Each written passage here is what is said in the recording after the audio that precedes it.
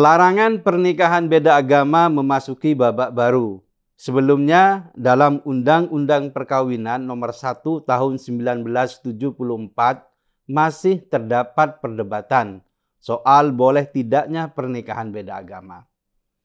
Tapi sesudah MA mengeluarkan surat edaran pelarangan bagi pengadilan dalam mengesahkan pernikahan beda agama, celah untuk mengakomodir pernikahan beda agama jadi tertutup.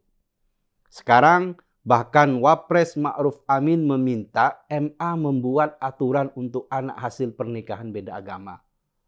Opsinya, kata Ma'ruf, dibolehkan atau dibatalkan. Maksud dibolehkan, anak itu diakui sah sebagai anak hasil perkawinan resmi. Jika dibatalkan, anak itu dianggap hasil di luar nikah. Jika hal itu benar-benar diberlakukan, akan terjadi diskriminasi yang luas di Indonesia. Negara turut campur terlalu jauh dalam urusan privat warganya. Lalu bagaimana hukumnya jika pernikahan beda agama terjadi di luar negeri? Bukankah pernikahan seperti itu disahkan di sana, lalu mereka membawa surat keterangan menikah secara resmi? Jika pernikahan beda agama di luar negeri disahkan, sementara pernikahan beda agama di dalam negeri tidak disahkan, itu tandanya negara bersikap munafik. Negara, dalam hal ini MA, memaksakan diri melarang pernikahan beda agama karena dasar Undang-Undang Pernikahan Nomor 1 Tahun 1974. Dengan itu, MA mengabaikan hak bagi warganya untuk menikah beda agama. Yang lebih aneh lagi, Ma'ruf meminta organisasi keagamaan seperti MUI, PGI, KWI untuk menilai sah dan tidaknya perkawinan tersebut. Sejak kapan negara memberikan kewenangan untuk mengatur masyarakat pada ormas? Fungsi ormas paling jauh hanya dimintai pendapat, tapi kekuatan hukum untuk menindak tetap ada di pemerintah. Di sini fungsi negara hilang. Ormas mestinya tidak diberi kekuatan hukum untuk mengatur dan menghukumi umat beragama. Yang berhak melakukan itu adalah pemerintah. Menyerahkan urusan keagamaan pada ormas itu sama saja memberlakukan hukum rimba. Karena ormas seringkali dikuasai oleh sekte tertentu yang menjadi mayoritas. Atau ormas itu dikuasai oleh kroni-kroni penguasa ormas tersebut. Kepentingan minoritas, apalagi kelompok di luar agama tersebut, terpinggirkan. Seharusnya pemerintah menjadi fasilitator. Semua agama harus tunduk pada ketentuan ini.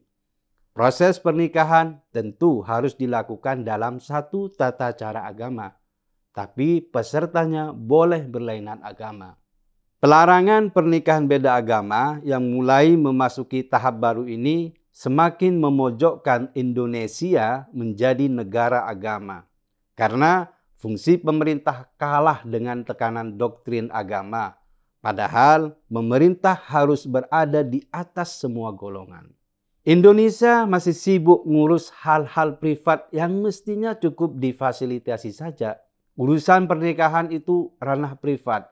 Negara hanya harus memastikan tidak terjadi pelanggaran hukum.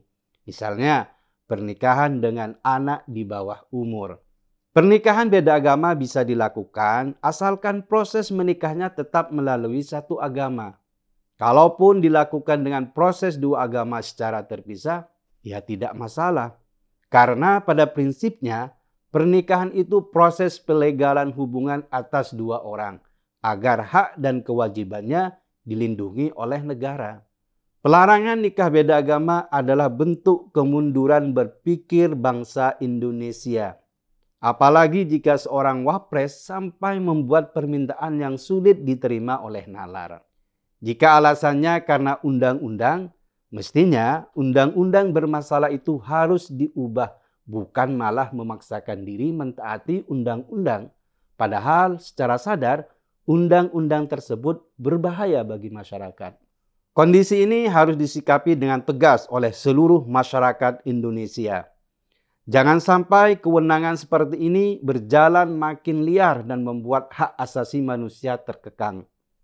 Jangan sampai terjadi diskriminasi secara luas terutama pada anak hasil pernikahan beda agama. Indonesia harus dibawa ke depan menuju kemajuan dan cara pandang yang merdeka, bukan malah mundur dan jadi budak kelompok yang ingin memaksakan tafsir mereka atas agama.